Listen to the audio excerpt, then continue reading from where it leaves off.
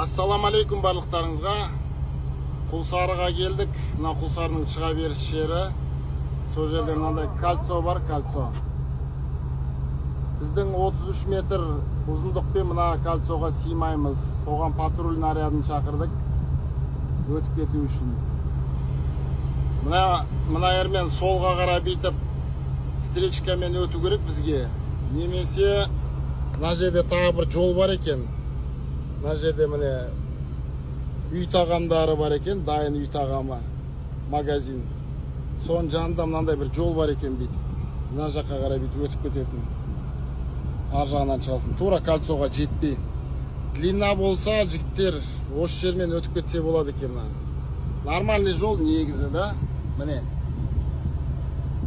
Осындай жол бүйтіп ар жағына шығып кетуге болады. Кольцоға жетпей. Бірақ мына кішкене сплошной болып тұр енді. Мына жағы үзік-үзік, енді ол үзік-үзікке жетпей, мынамен бүйтіп кіріп кетсек па дегенбіз ғой.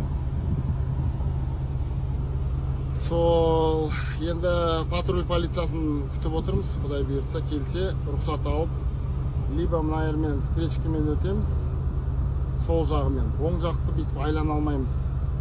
Немесе мына жолмен өтеміз.